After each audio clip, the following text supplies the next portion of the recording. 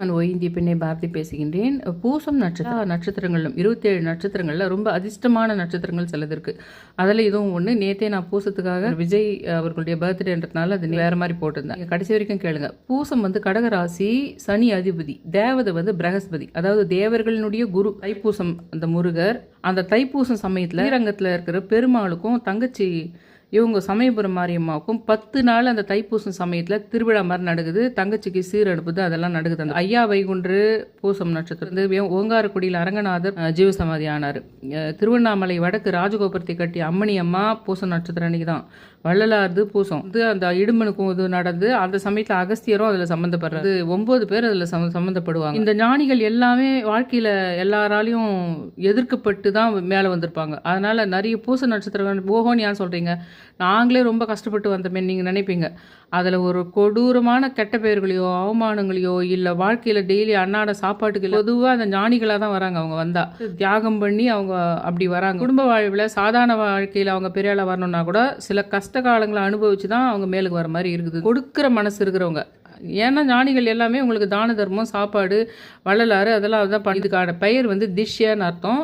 திஷ்யன்னா மகிழ்ச்சியை கொடுப்பவர். இன்னொரு விஷயங்கிறது, நீங்கள் தான் மற்றவங்களுக்கு மகிழ்ச்சியை கொடுக்குற தர மாதிரி இருக்குது. பூசம் நட்சத்திரம் மகா நட்சத்திரம் அப்படின்னு வேதங்களால் சொல்லப்படுகின்றது. குரு இந்த நட்சத்திரத்தில் உச்சம் பெறாரு. வாரன் பஃபெட், அமிதாப் பச்சன் இவங்கெல்லாம் கூட பூசம் நட்சத்திரம் தான்.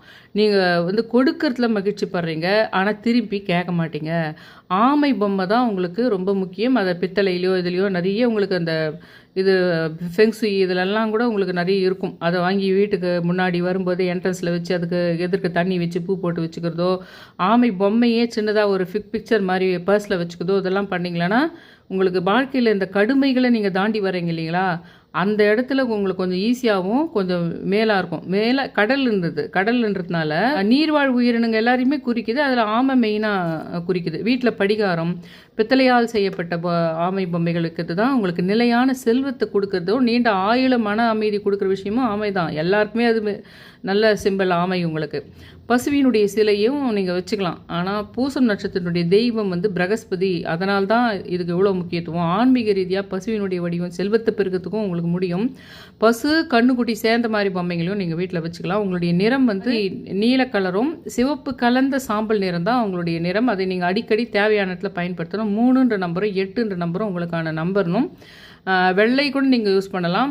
மஞ்சள், வெள்ளை, நீல நிறங்கள் இது எல்லாமே உங்களுக்கு ரொம்ப நன்மையை தர மாதிரி இருக்கும் அப்படின்றது. என் சேனலை சப்ஸ்கிரைப் பண்ணி ஷேர் பண்ணி ஆல் என்ற நோட்டிஃபிகேஷன் பெல் பட்டனை ப்ரெஸ் பண்ணுங்க. ரொம்ப ரிக்வஸ்ட் பண்ணி கேட்டுக்கிறேன். Thank you all.